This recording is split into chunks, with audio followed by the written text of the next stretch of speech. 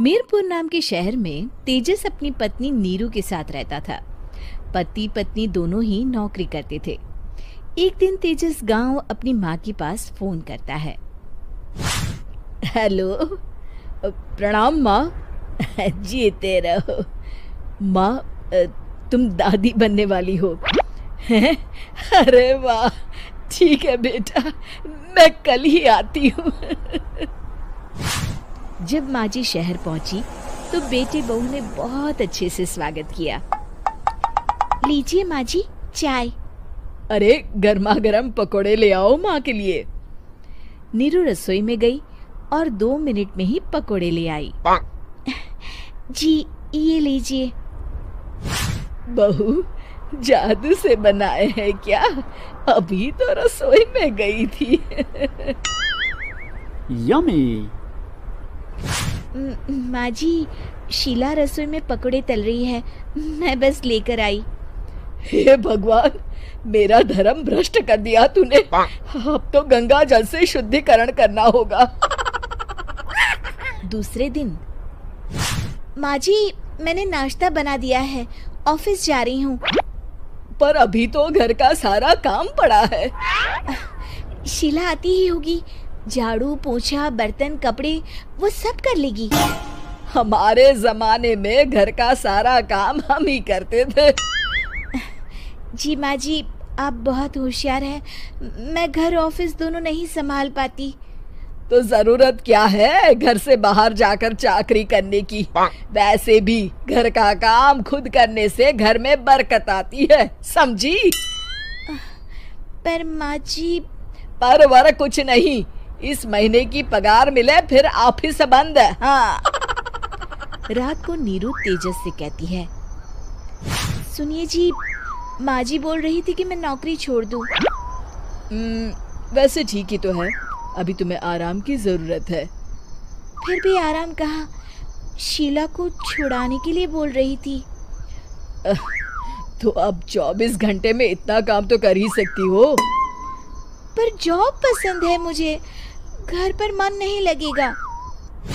अगले दिन जब दोनों ऑफिस के लिए निकल रहे थे, मेरी तो कोई कीमत ही नहीं है इस घर में। माँ जी, आजकल महंगाई बहुत है, रहन सहन भी बदल गया है, दोनों नौकरी करते हैं तभी ठीक रहता है। अच्छा, तू कहना क्या चाहती है? मेरा बेटा तुझे बिठा के खिला नहीं सकता? तू ही इस घर का खर्च चला रही है, हैं? नहीं माँ जी, मेरा वो मतलब नहीं था। मतलब खूब समझती हूँ, ये बाल धूप में सफेद नहीं किए मैंने। हाँ।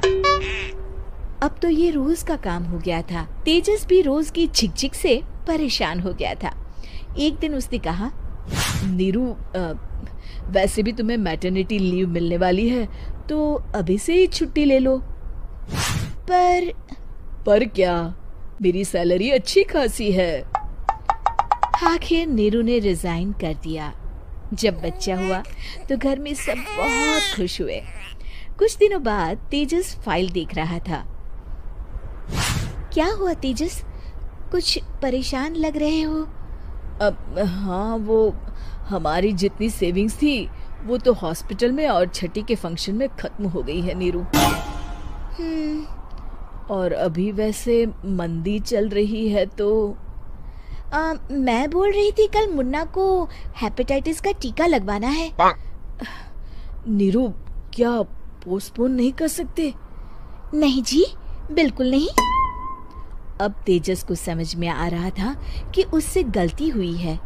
पैसों की कमी का असर घर के माहौल पर भी पड़ रहा था। अगले दिन, बेटा मेरा चश्मा और ये दवाइयाँ ले आना, पर्चा देते हुए माँ जी ने कहा। जी। तेजस, मुन्ना के लिए दूध का डिब्बा और डायपर भी ले आना, और ये किराने के सामान की लिस्ट है, इसे भी लाना है।